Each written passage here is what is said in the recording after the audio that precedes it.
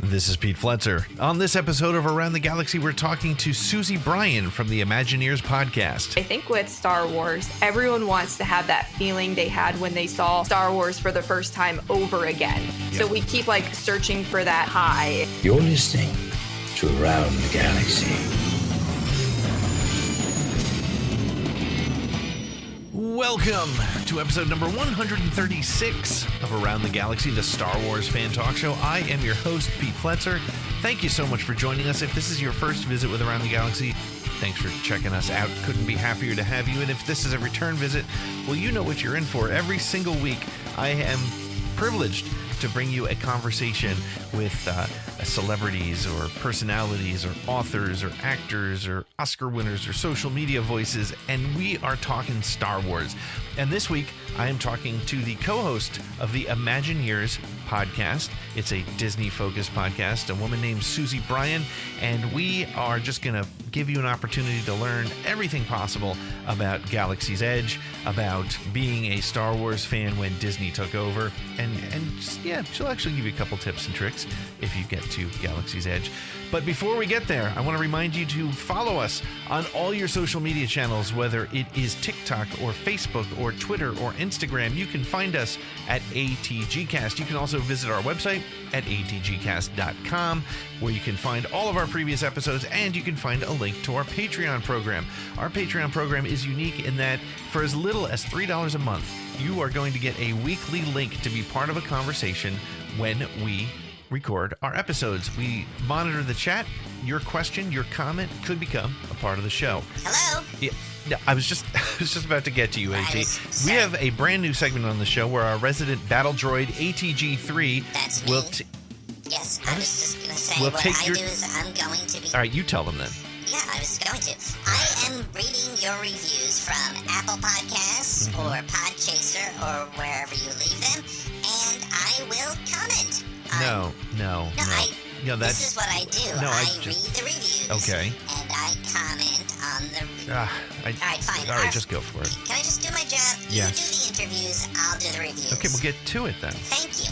Okay, this week's review comes from Podchaser.com. Cool. And from somebody named James McCall. Hi, James. James says, ATG is a Wait, ATG? Me? No, ATG, Around the Galaxy. Wait, am I named after the... Yes. Oh, wow.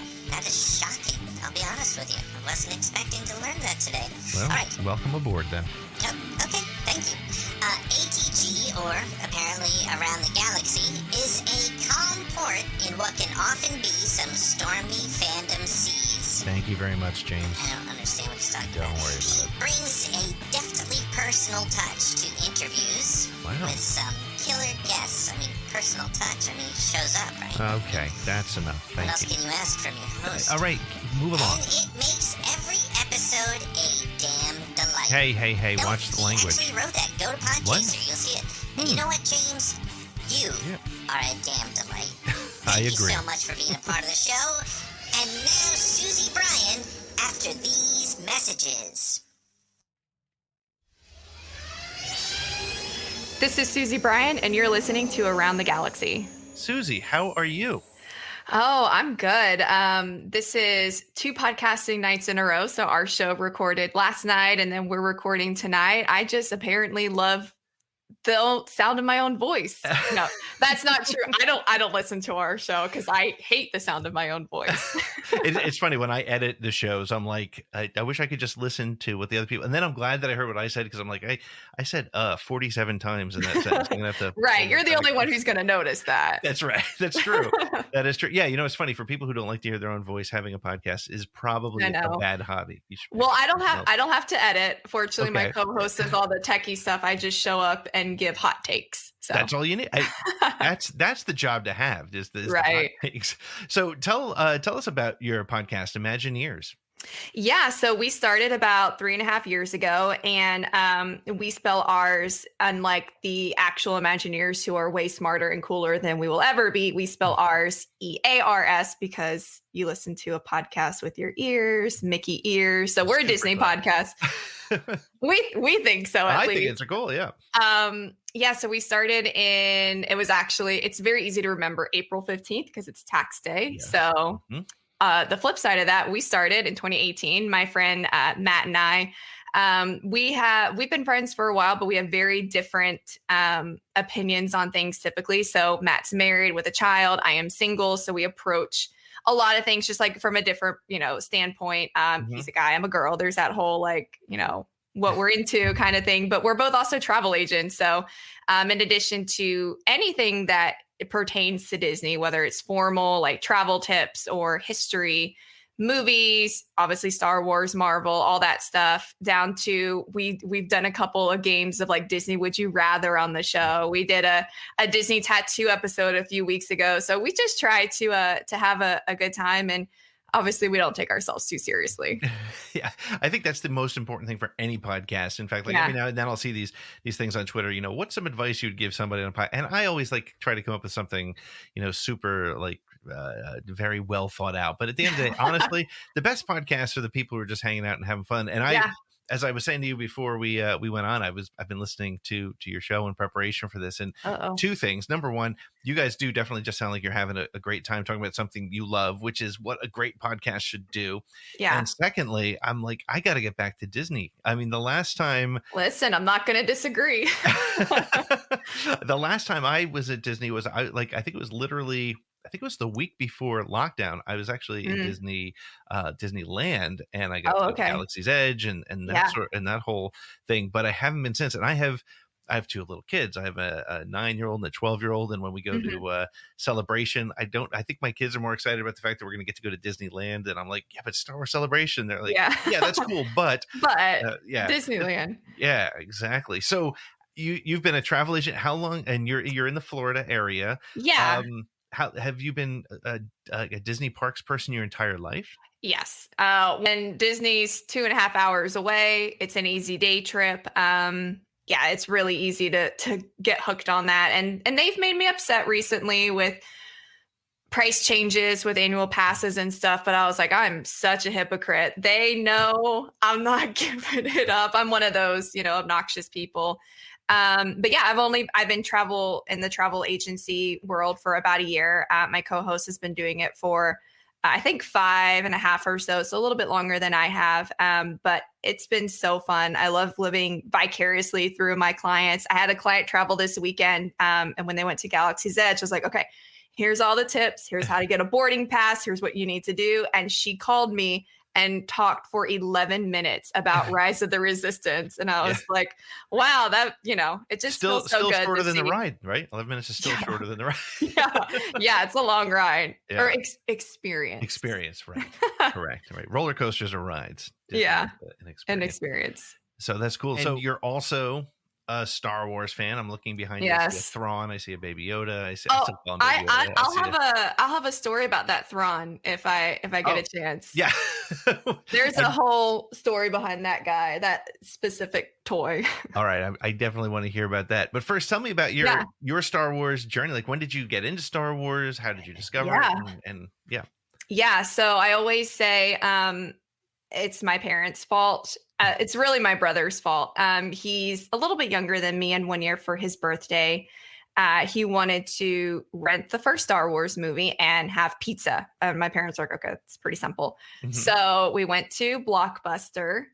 May it rest in peace. And this was right around when Revenge of the Sith came out, because there's that whole resurgence again for Star Wars. And I think that's why he was into it. And he was turning 8 or 9, and I was probably 11.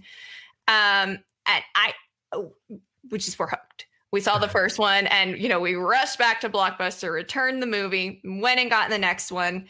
I was thinking about this actually earlier today. There's a chance, and it may have still been on VHS at that point at our Blockbuster, still had the DVD and VHS options.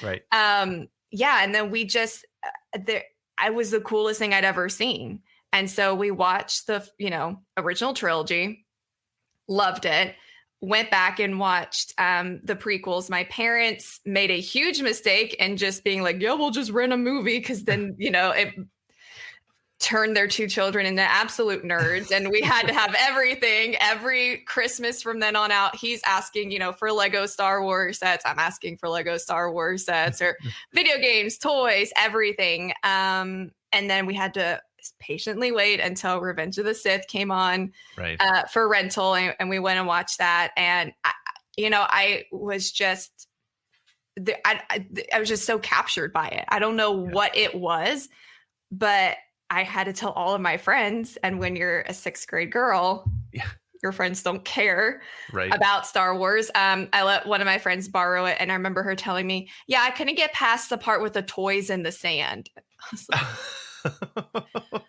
so 5 minutes into the movie, okay, that's okay, all right. This was, I'm not old, but this was pre her universe, which was a huge turning point, I feel like, for fans. So that was tricky growing up and just wanting to, catch up on everything Star Wars, reading what are now the legends, different book series, and the video games. I still have my PlayStation 2 and we'll still play Battlefront on there. I like that one better than the new one, but that's okay.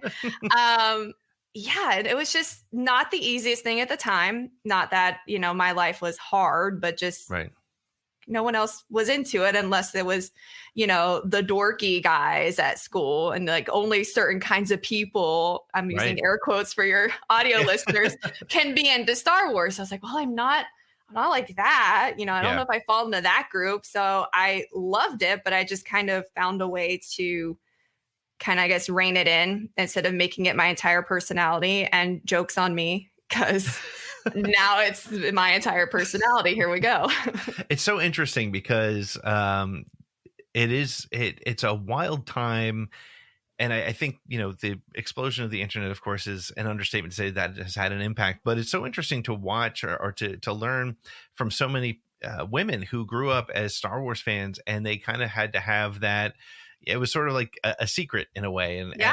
And now, my daughter proudly wears her Star Wars shirt to school, and she's like, Star Wars is totally cool for her. And you forget, like, that was weird. And I mean, especially as you were saying, 6th grade, my daughter is 12. So right now she's going, like, I can't imagine her having to deal with that additional thing going on at the time. And it's a tough enough time, besides being like, who are you going to be? Are you going to, and I went to a small school, and so and I'm still friends with many of my friends from then. So we just all knew each other growing up. And it's that, are you going to like divert from your friend group and go after this? Or are you just going to like, kind of put a lid on it for a little bit, be quiet, Susie, we all want to go to the mall, or like, well, whatever, girls do. We did. But so, that's just it. And that's not obviously the hardest hardship. I know there's people out there who have had it a lot harder than I have as a Star Wars fan. And so from a very high level, like, I get it. But it's so much better now.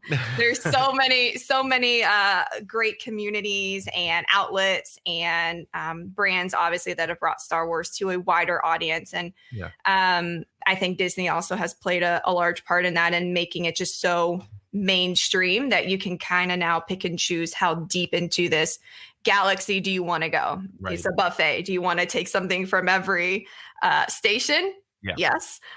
Or do you just, want to be more of a casual fan and just enjoy the things that appeal to you? And I like that.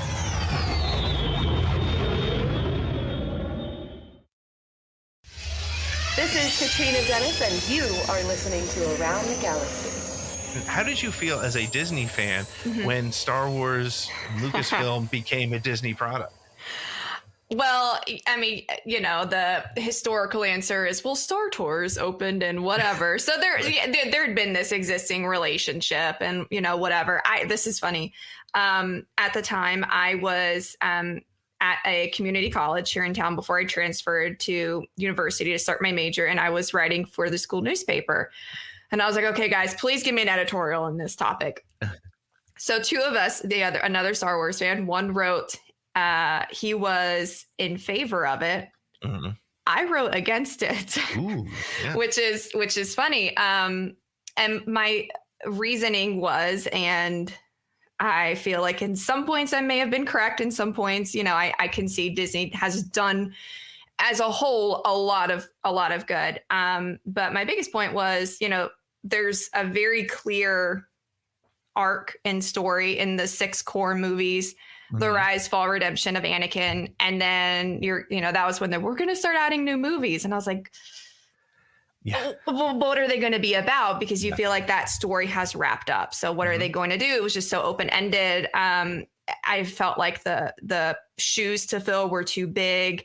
And I love, things that are action and high, but I'm very story driven too. Like I love character development. So I was coming in from that. And I was like, this story has been wrapped up. I don't need to know, especially if you're going to deviate from, at the time, expanded universe and do your own things. I was very nervous. And I think about 80% of what Disney has done with Star Wars has been fantastic. And I did go into the sequel trilogy a little bit like blinded by, my Disney glasses, rose-colored glasses came on. I was like, okay, you know what?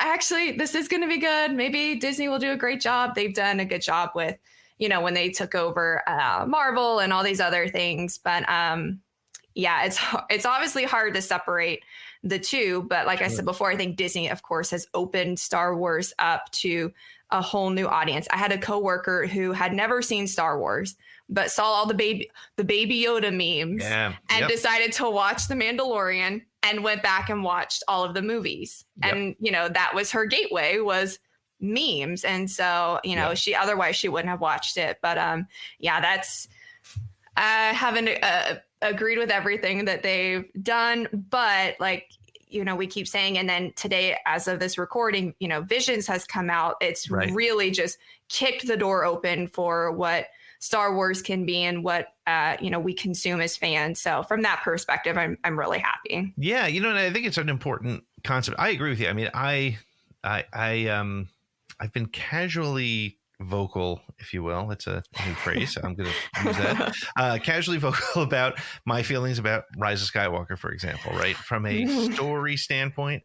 Yes. I have some major issues with so much. In fact, I think the reason it feels bigger to me is because it's number 9, right? And it's like, this was something that I see the Last Jedi poster on your wall. Yeah, is it there for ironic purposes, or are you a fan?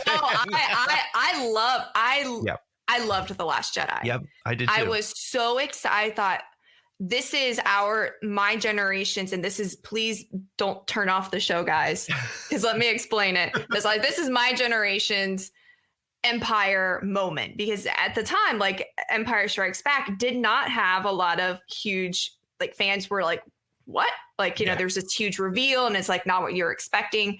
I was like, good when The Last Jedi did that, because Force Awakens felt very like they were easing us into the idea of more Star Wars movies. So it's very nostalgic. There's a lot of callbacks.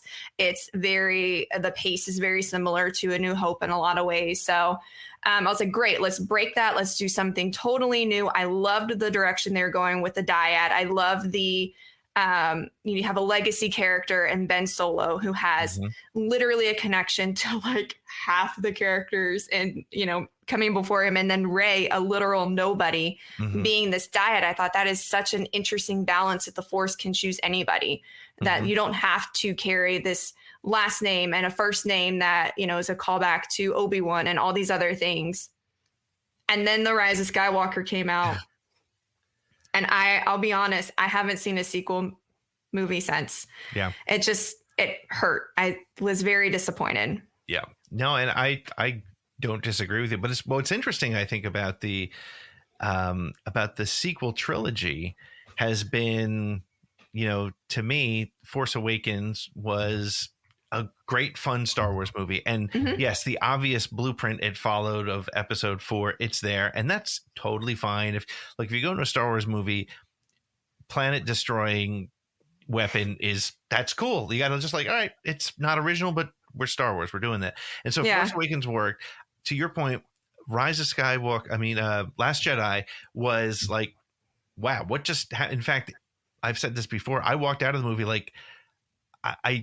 I don't know what I just saw. In fact, I said felt to the my same friend, way. I said that was both the best and worst Star Wars movie I ever saw. And I went to go back to it, and I realized that from a storytelling perspective, it created so much interesting story. Again, like Empire did, right? Empire Strikes Back was such an important movie, and everybody loves Empire Strikes Back. It's so many people's favorite movie. It's my favorite, and it's a great movie. But I think what we forget is that the reason it was such a great movie was because without Empire Strikes Back, you don't get more lore. All you have is farm boy, old wizard, bad guy, bad guys. And it was cool. But that lore is there. And that's really what I think Last Jedi did, was it took risks with the lore and went for it. And then JJ was like, I got 6 months to make a movie, so I'm just going to pack as much stuff into this as I can. So, and that goes back to what I think is the bigger problem, that unfortunately somehow, I don't know how you do this with a 40-year-old franchise and more money than people can count to, when there wasn't like a point we wanted to get to. There was not that. I know we have, and I think Kathleen Kennedy has done incredible things. But when you compare that to like Kevin Feige and Marvel, who's, we're finding Easter eggs from like movies in 2009 that are making sense now. It's like, how did you guys think this through? How did we not come up with a story that made sense before someone said action? So I think the lack of that kind of direction hurt a little bit, because like we said, from a character driven standpoint and development and story, how does this compare to when you finish Return of the Jedi? Ewoks dance and everyone's happy. I'm crying, Force ghosts, everything's great. And then it's like, just kidding, all of your characters end up dying. What? Well, For what? There was an interesting comment from one of my guests. I think it was last year. It was Mike Chen, who wrote one of the short stories in From a Certain Point of View, The Empire Strikes Back. And I have that. It's a great book. I haven't gotten to it yet. I was gifted that from a fundraiser I did. I would love to tell you there's a bad story in it, but I can't find one in there. It's really good. I can't wait. But Mike said, and this I thought was a really great point. He said, if they didn't call them episodes 7, 8, and 9 and just called it the continuing Star Wars adventures or something, there would have been a lot less pressure on it. And the story, and I think that's why I walked out of 9 the way I did, was because I was like, wait a minute, this is like 40 years. And that's the way. And again, I didn't have a problem at all with the Rey Skywalker thing. I think some people do. I understand why it should work. I just don't think JJ made it work the way I've had to perceive it, if that makes sense. Yeah. Interesting. Yeah. So, and it's hard to separate that out when there's an entire land now at Hollywood Studios basically dedicated to the sequel trilogy. And fortunately, it happens in that nice little bubble where I like to mentally live anyway, which is before before The Rise of Skywalker and after The Last Jedi. So canonically, that's where it takes place, which, to an extent, I feel like Disney kind of pigeonholed themselves, because you can't have other characters that aren't featured in those films. You can't, where does the Darth Vader meet and greet go now kind of situation. And so it's a little tricky, but at the same time, obviously what they've done out there is stunning. It's really perfect. So, if anything, I'm okay with what we ended up getting, since we have Galaxy's Edge and all the great stuff that comes along with it. And even just listening to some of your more recent podcast episodes, you as Disney experts talk a lot about something that happens all the time. What is it? The Guardians of the Galaxy is taking over a classic, ride at Disney and experience. So it's possible that they could change the land to, bring it to a different time. And I could see them doing it. But you bring up an interesting point. I mean, at that time, when they decided to design Batuu and Galaxy's Edge, it was, they'd come off a $4 billion or however much Force Awakens made, and things, money was just going to be pouring in and people were going to be committed to that. So, but interestingly, I'll throw this out there. I'd love your perspective on it. it seems like there is a generation of fans, and perhaps the ones that are more, I hate to say Disney age, because the reality is, a friend of mine once told me when we took my daughter for the first time when she was 4 and my son was 1, and I was like, they're not gonna appreciate it. And my friend was like, it doesn't matter how old you're, like, there's always a Disney experience for everybody. Yeah. So I hate to say it that way, but the Disney experience age children, they really dig Ray, and they really, they're into that time. Well, yeah, and it brings up, I don't remember who said this. I saw it on Twitter, and like there's Star Wars Twitter there's a lot. So I can't remember who said this, but the implication or the assumption is that, 10 years from now, perhaps the sequels will be loved and appreciated in a way like the prequels are. Like it took time. And so listen, it does not get better than the original trilogy, but I'm still from that prequel era. I didn't love the prequels. I do remember getting into it. Everyone was like, yeah, but isn't Jar Jar the worst? And I was like, yeah, sure. And I'm a kid. Like, he's funny. He steps in poop. How is that not funny? I mean, it's gross. It's unnecessary. But Star Wars is for kids. Right. Yeah. Ultimately, that's what it comes down to. And so this is their Star Wars. And when they become adults and, are introducing it to their kids, and it just, keep passing on.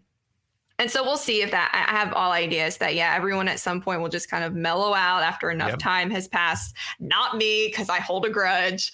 But it will change, because I will share this. I was, I was 7 when A New Hope came out. So do the math, I'm 51. And I was at the New York City premiere for The Phantom Menace. And I remember walking out of this amazing star-studded event. Yeah. And I was like, I'm really disappointed in what I just saw. And now I look at the prequels because so much has happened and so much has supported those stories, and so much has come out of those stories that I watch Phantom Menace now. And I actually really like watching Phantom Menace now, which at that time, like you, I was like, Attack of the Clones. I literally watched the Attack of the Clones last week. I can't tell you why. I was just like, hold on, Attack of the Clones. There's so much that has come in, and I think this also has something to do with it. When you make fun of something you love, like, you're allowed to do, but when someone else does it, then you get really defensive. I think meme culture has helped a lot too, in terms of the prequels. And then obviously, and I could go on for days about this topic, but the Clone Wars just obviously have enriched that entire time frame so much. And so it changed, like, you start inserting things that about the characters that became canon after the movies were made, and you start inserting that into the film. Like, I was watching Attack of the Clones, and when Padme falls out of the gunship, and Anakin's like, put the ship down, and Obi-Wan's like, no, and all I can think is like Obi-Wan's gone through the same thing, right? Because his master knew that he had fallen in love with Satine, and so that brings in a whole nother, like, Obi-Wan knows what Anakin's going through, right? And he really struggles with opening up and revealing that kind of struggle, and just letting him know that he's not alone, which adds so much more to the fact that Anakin really was failed by a lot of people. And so, so over time, I think maybe more content will enrich the sequels. I think we're seeing that with The Mandalorian, adding to some of that lore and stuff there. So time will tell. If I have children, your dad can show you guys 7, 8, 9. Go right ahead. You'll come around. I believe you will. Mom needs a break.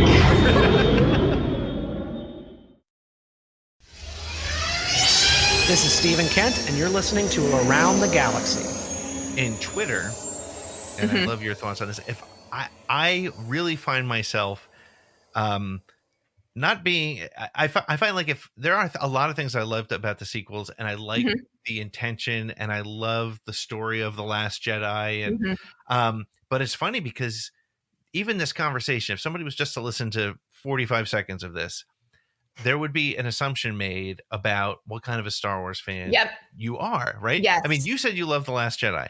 I also have read a lot of your tweets, and there's a lot of things that people would be like, that's why I asked if it's on there ironically, because I'm like, because I know. People feel like you have to. Well, hey, you like the Last Jedi, which means that you hate everything George Lucas ever did, Right. and it's just, it doesn't make sense. How do you manage that? I mean, to me, it looks like you manage it by just being like, screw it, I'm going to be me. But how do you go about it? Well, number one, yes. Number two, it's space wizards. You know, life is bigger than Star Wars. Oof, that's felt wrong saying, but it's true, right? You know, I have, you know, everyone wants to have some kind of like label on themselves, I think deep down, but at the same time we're all like, don't try to put me in a box. Like, I'm a Star Wars fan, but I can do whatever. But at the same time, we have to know, like, I can only follow you if you're a Reylo. Right. Or like, you know, how do you feel about like this like, you know, not starship but ships, because it's the internet, right? Like, it's Star Wars, it's fiction. Like, ultimately have fun with it. I do have my opinions about, really, it's just the Rise of Skywalker. I thought the other two films were great, and I'll throw another wrench in. I love the High Republic. Yeah. And I think there's a lot of people who feel like, well, you can only be like, you know, Gen Z and not have any if you like the High Republic, you have no respect for the original trilogy. And I'm like, Star Wars, it's Star Wars. It's good. It's fun to enter like a new era of something where I have zero expectations. These characters aren't connected to anyone, right? You have no idea. They could all get Rogue One in the end and all, you know, die. I have no idea because their stories and their names aren't already attached to something. And that is so exciting. Yeah. It's like rediscovering something again, and getting to experience that with everyone is so fun. So I know I still have you can still have opinions on things. Sure. But ultimately, I think it just goes back to you pick and choose your battles. And for me, like the sequel trilogy, I'm not going to let like something about Star Wars that isn't my favorite ruin it for me. I think some people did, and that's really sad because it's so fun and people have so many deep emotional connections to it. So why let a movie out of, you know, we have 11 movies now, like 6 shows or whatever. We have like 3 shows coming next year. I have a bookshelf full of all the books. There's comics, there's audio dramas, there's so much Star Wars to choose from. It's okay if every now and then one of them doesn't rank in your top 5, because it can't. Yeah, well, exactly. When I had Jason Fry on the very first time, I used to ask the question. I love Jason Fry. Well, I've interviewed him twice. You should check both of them out. He's great. I did. Oh, you did? But so you heard when... That's why I was so excited. I was like, dang. So jealous. We talked about, you know, I used to have this 10 question thing. One of the questions I used to ask, which I don't ask anymore because it's a negative question and I don't like it. But the question was, what's your least favorite Star Wars movie? And he said Attack of the Clones, but he said it was his 10th at the time, his 10th favorite Star Wars movie, which is true. And it's the sort of concept of physics, right? You're not going to be able to something has to be at the bottom no matter what. Right. You know, you could, and I feel like you're right. There's this sort of feeling that you can't like this and like that. But the reality, I mean, like Visions is a great example. I think it's a microcosm. Yes. I just started watching it today. I've only watched the first 4 episodes because I have to do other things with I'm only 3 in. Yeah, I do wish they went weekly, but they are shorter. So they are shorter. But what's interesting is, and I think, and I'll get back to my point, but I love that week to week because of Star Wars Twitter and Star Wars social media, because we all kind of we get excited about it and we have theories. It's like, you know, back during the prequels, we had to wait 3 years between movies to be like, okay, what's going to come next? What's going to happen? But I think what's interesting about Visions, I've seen the first 4 episodes, and I like them. They're cool. They're unique. They're different. They're fun Star Wars stories. I'm not hung up on just how very different it is to tell a Star Wars story. But of the 4, there's one that I clearly like more, and there's one that I'm kind of like shaking my head at, like, that's not for me at all. Yeah. And yet I still enjoyed it. And will I watch that one again? I probably won't. I probably, like Rise of Skywalker, I never watched that movie anymore just because I went opening night and I haven't either. I was like, that's enough. That was a $12 ticket. I'm not getting back. But Visions, I think, has exposed a lot of it, because there's and again, I'm not the first person to say this, but I think with Star Wars, everyone wants to have that feeling they had when they saw their first Star Wars for the first time over again. Yep. So we keep like searching for that high, if you will, that Yep. feeling of, oh my gosh, this is the greatest thing I've ever experienced. And the reality is, you're not 7 or 11 years old. You're not, you can't Right. go back and be that person. You've seen and consumed other media. You've just gone through different things in your life that may make you more cynical or susceptible to different kinds of storytelling. Yep. And so everyone, well, this isn't my Star Wars. Well, who said it was? First of all, it's not your Star Wars. Right. None of Star Wars does not belong to a person. Even George Lucas, obviously, and this plays into Visions, was influenced by a lot of different storytelling Sure. and culture and kinds of movies. So I do like that there is different Star Wars for different people, whether like my coworker, you're getting into it because you saw memes, or High Republic people who tend to be more, younger and big comic fans, and just more of that, like appreciating the vast diversity of Star Wars rather than the just, we've been here from day one and it's all good. Yeah. Again, you go to a buffet and there's a salad bar, there's a carving station, there's the sides. And I'm a vegetarian, so maybe I'm not going over there, but I appreciate that it's an option and it's for somebody and they can enjoy it. I had a guest on and she said, it's like, she calls it very similar to the Sizzler buffet. She says it's silly if all you want is ice cream, to go to the buffet and complain that there's broccoli on the bar. Nobody, That's great. you don't need to go there. Yeah. But it's there.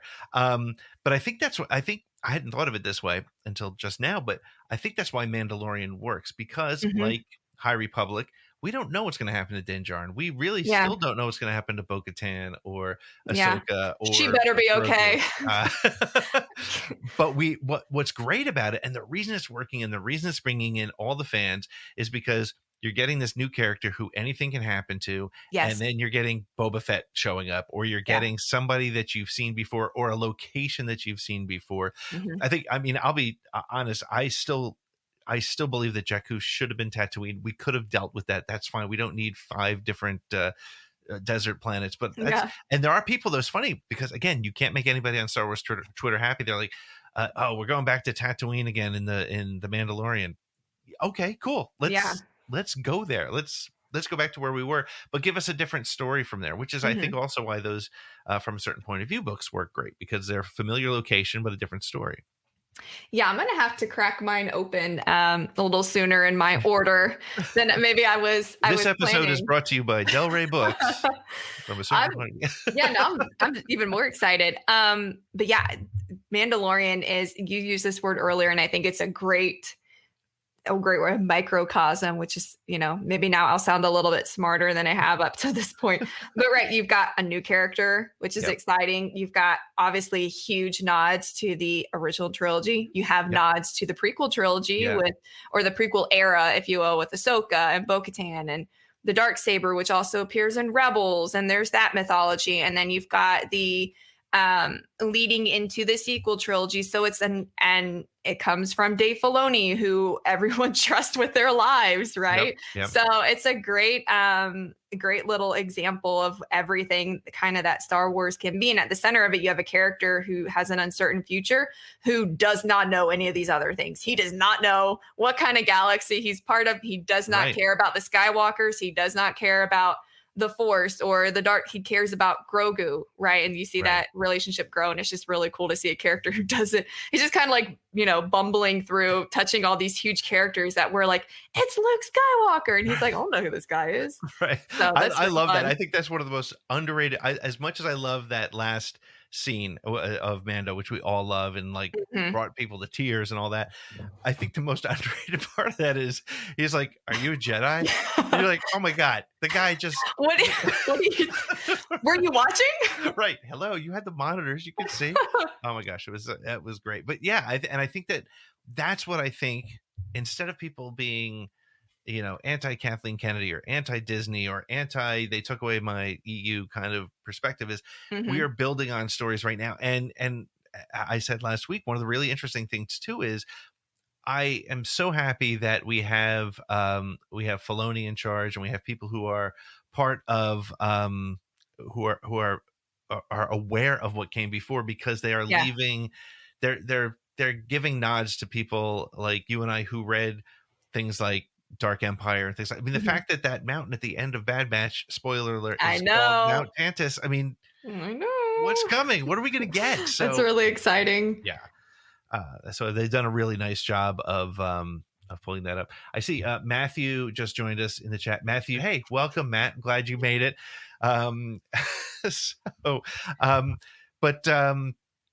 Yeah, so I think we're in a really interesting time to be a Star Wars fan, and and as you were saying before, it's not, you don't have to love all of it, and that's okay. Yeah.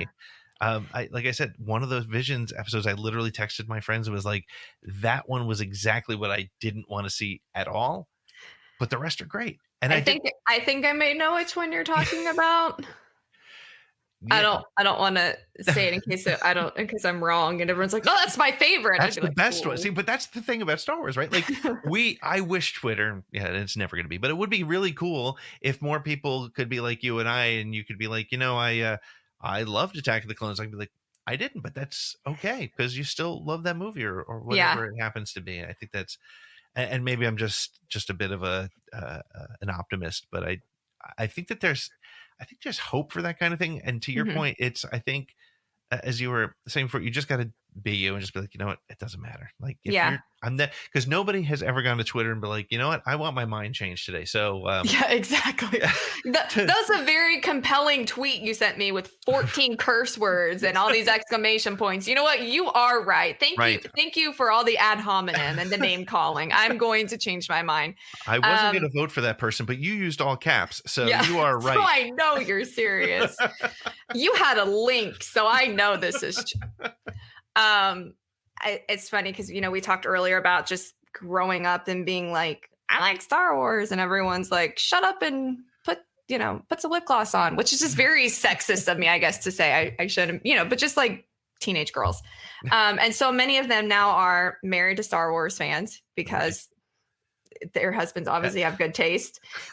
They have kids, they go to Disney, and I've had friends, and you grow up and you're like, who cares? It was high school. And they'll text me and they're like, hey, do you have a t-shirt I can borrow? We're going to Disney. I'm like, yeah, I've got like 40 Star Wars t-shirts. Which one would you like to borrow? And so it goes back. And I think that's the other thing, is now that there's so many casual fans, there's not that expectation of everyone I meet, I have to get into this mind-blowing debate with. And it's okay to just be like, accept that some people don't have to be as hardcore as you. And so maybe that'll knock some people down a couple pegs to be like, dude, just chill out. Yep. Like, and I know this will be like, there's the meme from, I can't believe I'm saying it, but from Keeping Up with the Kardashians, where Courtney's like, Kim, there's people that are dying. It's like, John Doe on the internet, there's bigger things going on. It's okay that there's anime Star Wars now. Like, some people think it's freaking cool. And some people are indifferent to it. You brought up Kathleen Kennedy's name, and I wasn't sure where it's going. And I always think it's interesting because I have to and completely do agree with you that there should have at least been a whiteboard in Lucasfilm with okay, we're going to start here, and when it ends, here's what Kylo, Rey, Finn, and Hux are going to have done. Yeah. Go have fun, right? JJ, you do this one, you do this one, get us here. Yeah. Right. But on the other hand, Kathleen Kennedy has also been wise enough to say, Dave Filoni, you were taught under Lucas. You have created some of the best lore for Star Wars. Yes. Go do something. Jon Favreau, you are, what I love about what's happening with Mando is it's George Lucas and two people. Right. And that George was always about technology. How can I build a great story? This is good with the best pieces of equipment. And Filoni is the other side of George, which is I want to pull from Kurosawa. I want to create some classic mythic stories, and you put them together and we have some of the best storytelling. Never mind just Star Wars. Like I say, there's a potential that this stuff becomes even better than the original Star Wars, and that's sacrilege. But where it takes it won't be better. It'll grow it, right? It'll make it a better story. Yeah. It just, again, like we talked about with what Clone Wars did to the prequels, it just enriches, somehow in hindsight, they find those gaps and then go in and fill it, which is why Rogue One is probably one of my top. I love Rogue One. Because you take one line from an opening crawl that's like, okay, so they got some plans. Dope. They did it. That succeeded. And it makes you so emotionally connected to it, so emotionally connected to what it took to build the rebellion. Rebels does the same thing. So it enriches that entire, when you see the people on Yavin 4 in A New Hope and you're like, wow, they have sacrificed so much to get to this point. They believe so much in this cause. And I love that they go back in and we kind of fill in those little holes or holes you didn't even know existed. And you're like, I didn't know I needed a story about the dark saber, but oh my gosh, like now everyone's like Mandalore, I can tell you that other than Resistance, and I love Resistance because the people in it, and Christopher Sean was the sweetest guy when he was on the show, and he was just such a great guy. But the show just never did it for me for whatever reason. But other than that, every single Star Wars thing that has come out, because I'm a grumpier old man than I used to be, I was like, Mandalorian, that's cool, but do I need a Boba Fett wannabe series? And bam, it blew me away. Rebels, I was like, really? A kid who joins some rebels? Bam. I love Rebels. It's great. And Clone Wars, of course. It's on another level. And I almost feel bad for people who haven't watched it because it's a cartoon. I'm like, oh my God, you're missing so much great, never mind great Star Wars lore, because it's awesome for that, but just fun, great stories. Like some deep stuff goes on in Clone Wars. Yeah. I love Clone Wars. We went and saw the movie when it came out. And this was again during the, everyone knows I'm a Star Wars fan, but I'm not going to be make it my whole personality yet again. But there were times in high school where it's hey, we're going to go do whatever on a Friday night, or we're going to go to the football game. And in high school, you go to football games unless you're playing football or in the band, you go to games to flirt. That's why teenagers go to football games. They don't care about football. Right. And I was like, oh, I'm busy. I'm watching Clone Wars on Cartoon Network, pre-DVR era. I was like, I don't want everyone to know I'm watching a Star Wars cartoon. And now it's if you haven't seen Clone Wars, I feel at this point you're kind of getting, almost judged. Because that last season is perfect on there. If I had one complaint, it's that maybe the Martez sisters arc maybe would have been a little shorter, had one standalone episode, maybe just to explore something super random and then go into the Siege of Mandalore and, destroy all of our souls all over again. We needed maybe a little break in between those two things, but it's so good. They know what they're doing at the animation team for sure.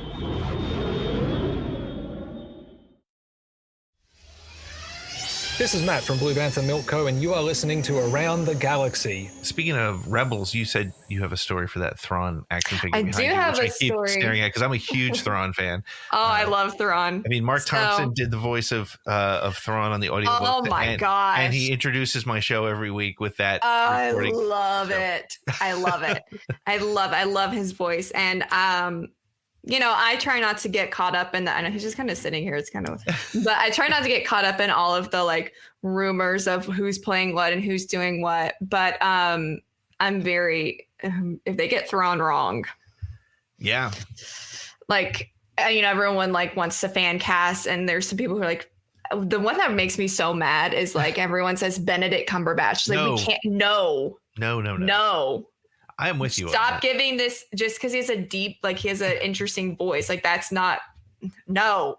I feel like genre fans have every single opportunity. They're Benedict Cumberbatch. How about I know Benedict Cumberbatch? He's, and I have to say, he's blown me away as Doctor Strange. I never cared about that character, and now I'm really excited about him. But anyway, your Thrawn. Yes. So he's a little wonky, but he's those, things where he bends, whatever that kind of ballerina toy thing is, but the toys in Galaxy's Edge are like in-universe toys, right? So you've got, I'm going the wrong way, the Ahsoka, who look like they look like they're the kind of fabric. It looks a little more like worn, or that it just fits in. Like if you were actually on Batuu, like this is the kind of toy you would find. So they don't look like, they don't have like Mattel logos, and you know, it's not that kind of like, they don't sell like Lego sets in Galaxy's Edge. They'll sell that at other parts of the park. Right. But a few months ago, when I was at Disney, this was still when COVID was a little more, and this was in the spring, so it was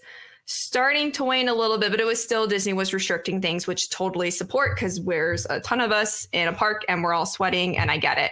So they were limiting the number of people who could go through the marketplace area in Galaxy's Edge. And so there's little alcoves. There's like the clothing store, the like animal store where there's the loth cats and all that stuff. And then there's like the toy store, and it's just a little like alcove. And so you had to wait in line. And so it was one group, so one family or individual, whoever's in your group, that could go at a time. And I was walking past and I saw this. I was like, shut up. I have never seen a Thrawn toy. So I got in line, and when it was my turn, I just walked right. I just bullet line right to it, got to the register. And then, you know, Disney, the cast members kind of like play into it a little bit, especially in Galaxy's Edge. And so he asked me, he said, oh, I saw you like, you know, eyeing this. Who is it? And I said, like, who actually is this? Or like in character, who is this? He goes, no, I actually don't know.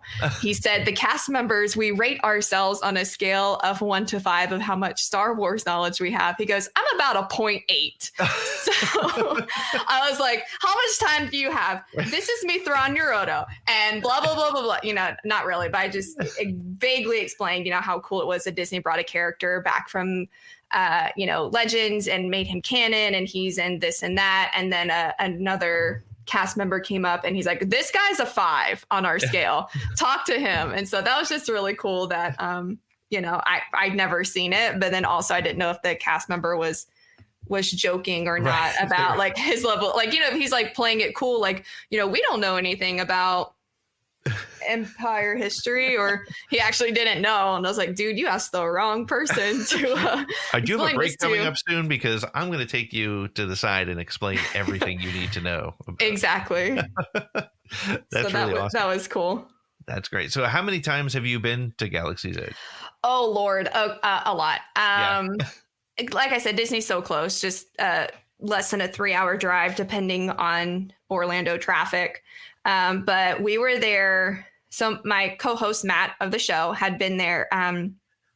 He went with a friend during the cast member preview, and Disneyland's opened first. So we kind of had an idea, and then ours opened, but we were there opening day. So he had already seen it in the preview. We both had an idea of what it was from when Disneyland had opened. But opening day, we're like, we're going to be there the first public day. So 11 o'clock at night, the night before, he lines up. There's a walkway between the Epcot Loop Resorts and Hollywood Studios, and there's a bridge. And they had a cast member set up, and they said, this is as far as you can walk. You can line up here if you want. And he got in line. He was about 5 people back. I'm not quite that crazy. I went and got a little bit of sleep. I woke up at 2 a.m., got ready, got picked up by an Uber, dropped off, joined him in line, and then joined the throng of people. And just, it was, you know, so tied up like this. And, you know, we obviously didn't stay number 5 once it all happened, because there were so many people, it became a safety hazard. So they moved us into Hollywood Studios from the turnstiles, because we were backing up. You know, they were so far back, the buses basically weren't able to unload. It was, a safety hazard. So then they're like, well, the Hollywood Boulevard is filling up, so we'll walk them over to the entrance of Galaxy's Edge. And then, you know, everyone's doing that like weird walk run thing, because you're not supposed to run at Disney. And I was like, okay, guys, we're all going to get there eventually. But then when we finally got in line, rode Smuggler's Run, I want to say we ended up probably being within the first 1,000 people that morning, which sounds like a lot, but for Disney is nothing. So that was really cool. We only waited about 10 or 15 minutes that first time. And we both got stuck as engineers. So you're just like pushing a button. Right. This is actually really funny. The pilots were kids around the age of maybe 10 or 11. And their parents were gunners. And their parents are like leaning over their seats, yelling at the kids what to do the whole time. The kids are just like, I don't know what I'm doing. I don't want to be here anymore. Oh, no. And we're just sitting there. I had a blast though. I was like, yeah, button pushing. But the long story, the answer is a lot. I don't know. Every time we go, I try to get over there because there's so much detail. It doesn't get old to me. I always find something new or just have a different experience with even with the characters. It's a little bit different now since they're obviously still having to keep a distance. But it's still just real fun. Yeah. Yeah. It's when I went to Disneyland, I didn't like fall on the ground crying when I saw the Falcon, but my goodness, to see the Millennium Falcon in its full full scale, it's wild. It's one of those things where, again, if you told 7-year-old me that one day you're going to board the Millennium Falcon, I just would never have. Never would have believed it. It's so wild what they've done. What do you know about, and have you had an opportunity to get any information about the Galactic Resort? And are you lined up for that yet? Boy. Or, I mean, as a travel agent, I'm sure you at least have some information, but it's So what ended up coming out about it is what we had always kind of expected. It's going to be almost cruise-like in terms of itineraries. We assumed there would be maybe multiple. It is just the 2-day option. We thought like a cruise, there's like a 4-night and a 3-night. And no, it's just like the one, whatever. And the price is about as much as a cruise, like to be honest. And I know a lot of people were upset. And I think partly Disney has not timed things very well recently with a lot of changes to the structure of the park, to the pricing, to whatever. And so in the midst of also a pandemic where there's, still people are struggling financially, to come out and be like, it's $4,000 a person. That sounds outrageous. And $4,000 is, I'm not, I don't have like, I don't have that money, basically. And I want to experience it. I plan on doing it at least one time. I will be saving my money for it. They are behind a little bit on schedule. Or, when Disney says something schedule, they normally say something very broad, like late 2021 or winter 2021. Well, winter technically starts December 21st or 22nd. So like, who knows? It is going to be like a boutique experience. There are going to be, more things once you get in there that you pay for. But this is completely for the person who wants to be completely removed from reality for a little bit. You come in, you get different clothes to wear. There's like free time. Basically. That's essentially really what it is. So you get, free time to explore. Do you want to join the Resistance, the First Order? There's going to be characters around you can interact with. There's going to be like compartments and things you can find. And then, of course, there's scheduled time to go down to Galaxy's Edge and experience what there is to offer there. And then you come back. And so from that part, it is kind of like a cruise where there's like, you're being directed to do this and do that. I can't wait to experience the food. I think the food is going to be phenomenal. The food in Galaxy's Edge already is super unique and delicious. So I can't wait to see what the resort brings. And it's going to be a boutique experience. So it's pretty small. I can't remember the exact number of rooms, but it's the kind of thing you do one time, obviously because of that price. But I think, if you save, and I'm talking to myself, save to do it at least one time. Like it's gotta be the most amazing thing because it's a luxury price point. The experience, I have all ideas, has to match because they know the expectations are so high. That is one. I mean, Disney does not do anything half effort, right? So if you're going to pay the premium, I mean, Disney is not a cheap experience for anybody, but if you do the premium, it becomes, they make sure that it's a great experience. It's one of those things where I had to say out loud when I saw it, I was like, no, sorry, we're not gonna do it. And then definitely in my head I was like, look, I'm going to make this happen. I had the same reaction. I knew it was going to be, because they keep calling it like you're walking around and they're interacting with you. There's a story to follow. I was like, this is LARPing on a insane level. There's no way that Disney's and it's more than I expected. But I was definitely expecting like over $1,000 a night. And to that point I was correct. But it's definitely, but I also feel like you have to go with somebody who loves it, like so much so. And I've said this before. We bought our tickets for Star Wars Celebration in Anaheim. Bought 4 tickets, my kids, my wife, and I. And my wife finally at one point was like, "Listen, I don't want to spend 4 days doing Star Wars stuff." And I was like, "Well, you could fly out and hang out in California." She's like, "You know what? Yeah. I'm not going to go." And you know what, honestly, my first thought was, oh my God, my wife is not going to come with me to go to Star Wars Celebration. But then my other thought was, well, if I'm going to be there, like I got to be able to be like full geek. Like if I'm going to go to Star Wars Galactic Resort, I got to be like, okay, like talking about, Thrawn giving his full Chiss name and not feel silly doing it. I just want to go all in and do it. And so actually it's going to be kind of cool because my dad, who's gotten me into Star Wars and all the stuff that I'm into, he's going to come with us, and he's going to be, which is great because my kids will have a great experience with their grandfather. I'll have a great experience with my dad, and we'll all be able to be nerds, and it'll be fun. But to your point, I think, if you go to Galactic Resort, I would imagine you don't have to, because you're spending however much. You can stay in your room if you want to, but you can, you really have to like commit to it. You have to be all in on it. And I want to do that. Like I've only been to one celebration, unfortunately, just because like growing up, my parents, as much as they like encouraged us to like do things that we like, also weren't the hugest fans of like letting us miss school for like a Star Wars convention. Right. So like I couldn't do that. And then when I was in college, I couldn't afford it. But I've been to one celebration, but I've been to a lot of cons, MegaCon, and then like regional things across the state. And it is so nice to have zero, like your guard is just completely down, because everyone there loves the same thing you do.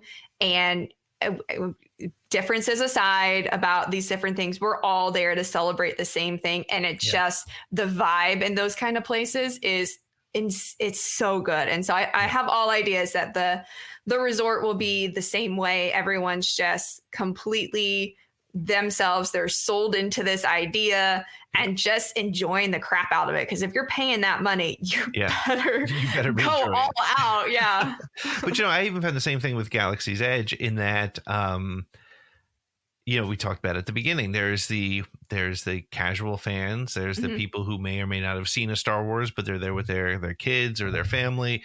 And it's all happening there. And there's something about when you're in that environment where you can kind of like, I never felt like anybody felt like silly being in Galaxy's Edge. And I mean, obviously you're not playing it up as much as you will when you're in costume in the Galactic Resort, but it's, it's like, you're accepting everything. You're letting, and it's because, as you said, there's so much detail.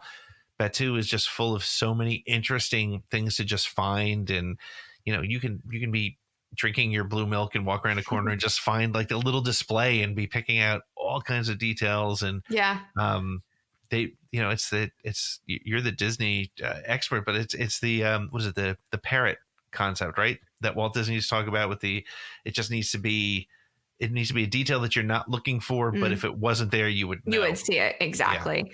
Yeah. And they do a great job of that. We had, for the longest time, our listeners wanted us to rank our favorite bathrooms at Disney World. And we're like, no, that's weird. And then after a year of everyone asking, we're like, fine, here's where to go to the bathroom. And there's, of course, all kinds of criteria that one creates a bathroom on: the theming, the location, the privacy. And on my list, I was like, this isn't the most quiet bathroom, but even the theming in the bathrooms in Galaxy's Edge, right? It's just so like the mirrors are dirty. Right. And they're supposed to be. It's not because they haven't wiped them down. Right. They are literally like designed to look like they have all this, like, you know, because you're on an outpost. Right. Yeah.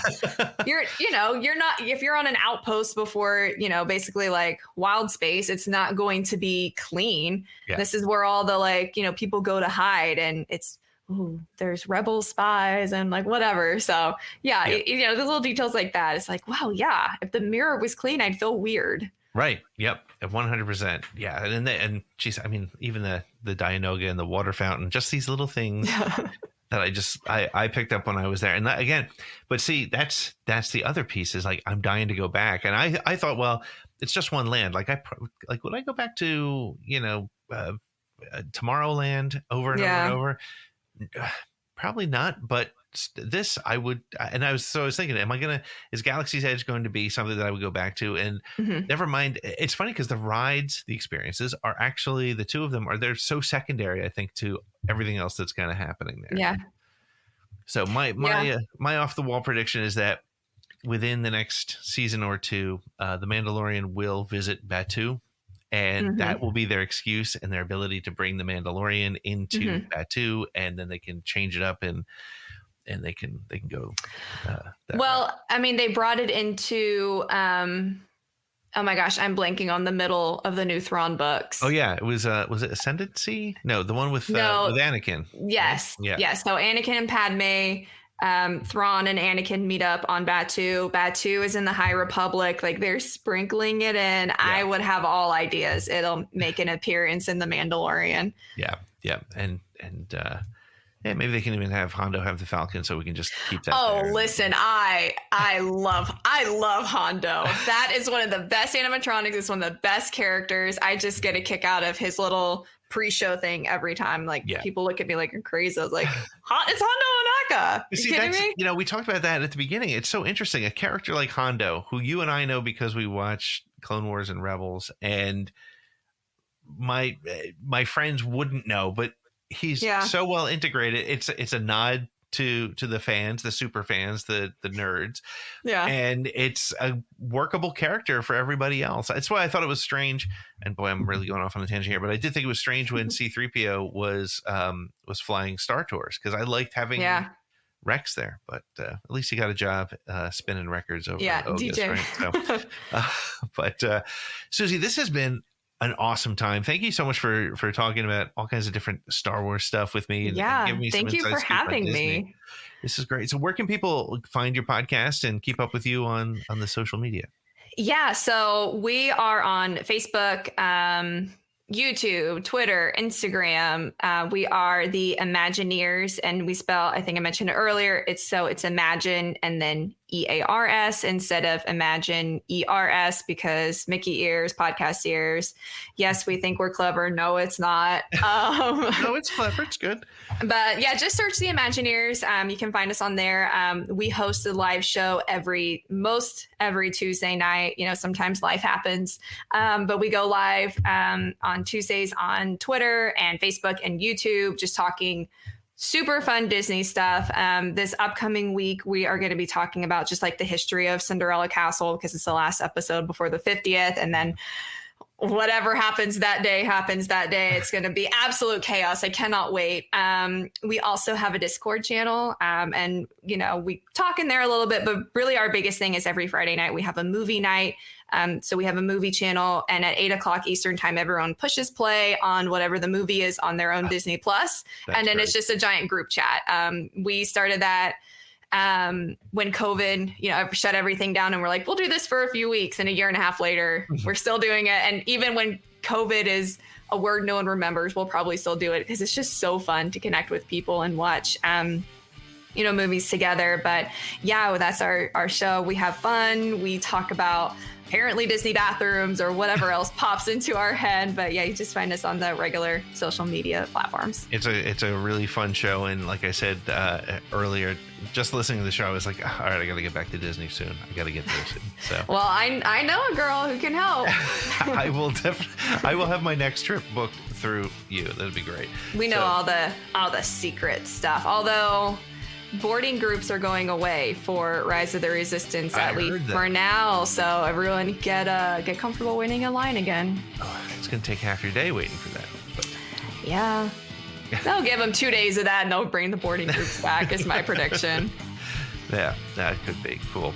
Well, Susie, thank you so much. This has been a lot of fun, and I hope to have you on again. Awesome. Thank you so much for inviting me on. Well, that wraps it up for this episode of Around the Galaxy.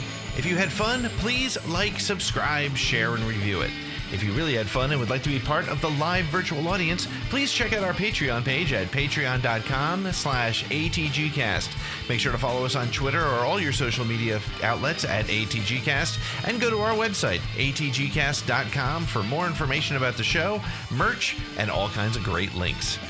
Around the Galaxy is copyright 2021 Pete in the Seed Studios, and our music is by the band Silver Colored Knob, which can be found wherever you find music.